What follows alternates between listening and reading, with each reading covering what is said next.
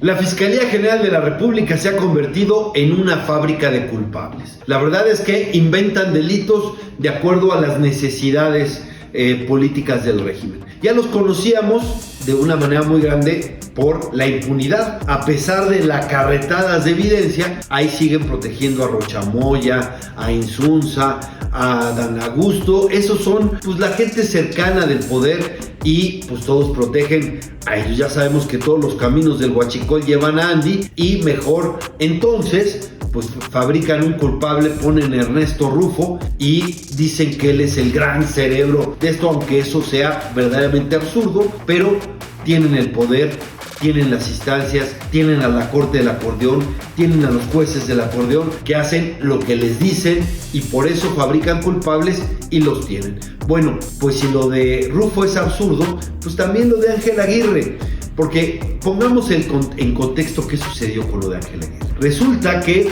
una indicación de López Obrador era absolver al ejército, exonerar al ejército de lo que pasó en Ayotzinapa, a pesar de que pues evidencias del grupo interdisciplinario y de otros investigadores apuntaban a que sí había responsabilidad del ejército de la zona militar que está ahí en Iguala. Pues hubo una línea, la línea de López Obrador, porque López Obrador, recuerden que pues se hizo tan amigo del ejército y las Fuerzas Armadas que les dio negocios importantísimos, ¿no? Y manejan aerolíneas como Mexicana, manejan hoteles, hacen trenes, hacen aeropuertos, los tienen, les entregó las aduanas, etcétera, ¿no? Pues ese asunto que ha beneficiado yo digo que no les ha ayudado mucho a las Fuerzas Armadas en su imagen, porque ahora sí que los ha puesto en una situación de extrema gravedad. Recordemos el asunto, ese sí de huachicol, que involucra a la familia del almirante Ojeda, ¿no? ¿Quién es el almirante Ojeda? Pues el secretario de Marina de López Obrador, entre otros, ¿no? Y bueno, lo de las aduanas, que donde pasa tantas cosas, pues por supuesto que los ha vuelto vulnerables. Pero en fin, el caso es que así como inventaron a Rufo, que es preso político en el altiplano, recordemos, les decía que la Comisión Nacional de Derechos Humanos exonera al ejército para cumplir la instrucción de López Obrador, y entonces hay un descontento muy fuerte de las organizaciones civiles, de defensores de derechos humanos y, muy importante, de los familiares de los desaparecidos de Ayotzinapa. Los padres de Ayotzinapa se enojan mucho con esta exoneración. Y entonces, ¿cómo responde el régimen? Estás enojado, anuncias que vas a tener movilizaciones, viene el aniversario, que es el 26 de septiembre de la desaparición de los normalistas, ya sería la que viene, ya sería pues el aniversario 12 de lo que sucedió de esa tragedia, y entonces pues busca un chivo expiatorio. A ti te cae mal Aguirre, pues aquí tienes a Aguirre. ¿Y cómo lo hacen? Pues miren, resulta que tienen presa a la presidenta del Tribunal de Justicia, Lambertina, tiene más de 70 años, y a otra más también septuagenaria, y las convierten en testigos protegidos, las sacan de prisión, pero pues no es a cambio de nada. ¿Qué les pidieron a cambio? Inculpar a Ángel Aguirre, diciéndoles que él ordenó desaparecer videos de hace 12 años. Ahí pues, yo quiero imaginar la escena, ¿no? Dicen que fue una reunión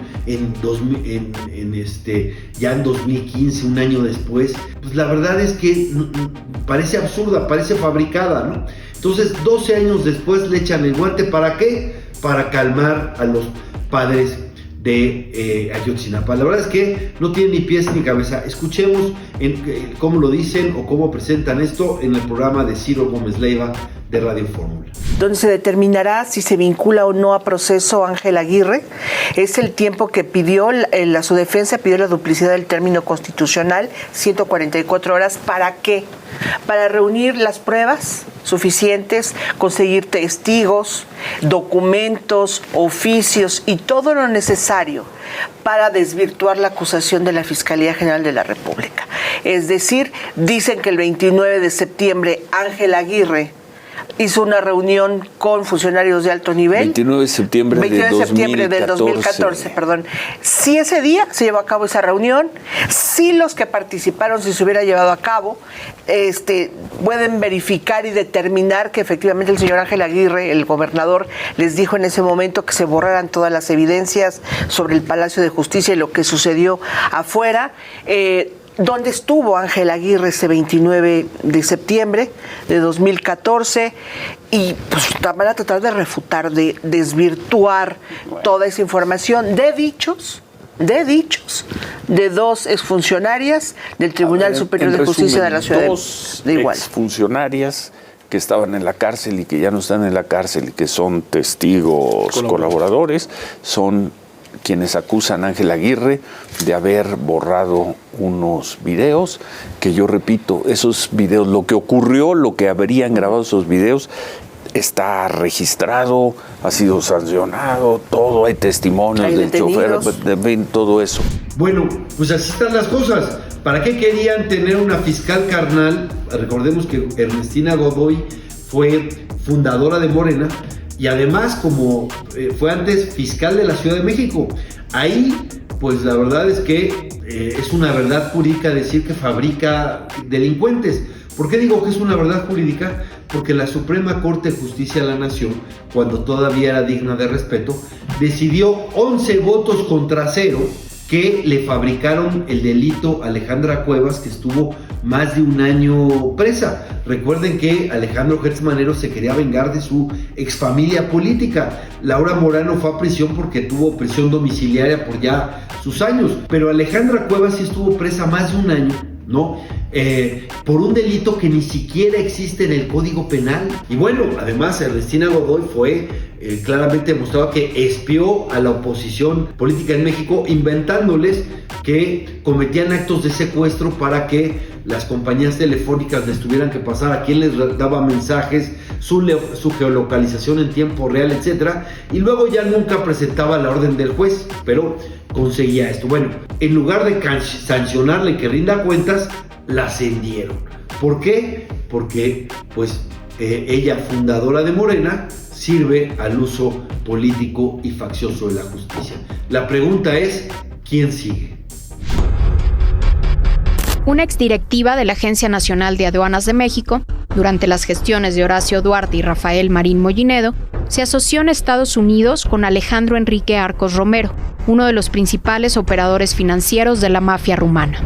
Araceli Hernández Perea, exdirectora de Recursos Materiales de la NAM, constituyó en Texas 2 empresas con Arcos Romero, a quien las autoridades estadounidenses y mexicanas señalan como uno de los principales miembros de la banda rumana, dirigida por Florian Tudor.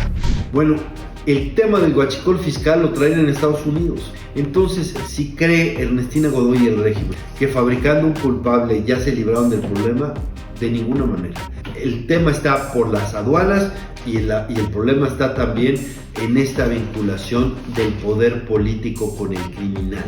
El que esté una persona señalada de ser administrador de la mafia rumana en la campaña de alguien tan cercano a López Obrador y de tanta confianza que le dio el control de las aduanas, junto por supuesto con las Fuerzas Armadas. Eso es lo que está en el corazón del problema, no solo el huachicol fiscal, que es la gran defraudación del obradorato de este tiempo, porque además, según los datos oficiales, no ha bajado. ¿Cómo lo sabemos? Porque en Texas dan cuenta de cuánto gasolina refinaron para la exportación a México, y México tiene que informar a instancias internacionales cuánta gasolina importó de Texas.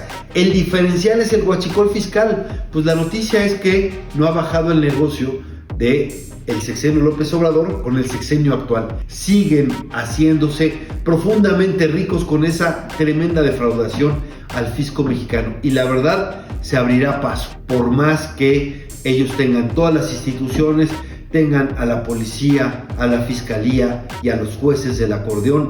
Pues la verdad es que aún con todo eso, la verdad se abrirá paso.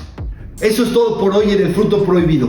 Ha sido un placer caer en la tentación de la polémica contigo. Soy Fernando Belanzarán y a nombre de todo el equipo te agradezco por estar aquí. Hoy la producción nos trajo la manzana, pero el próximo jueves aquí estaremos con todo y manzana. Gracias.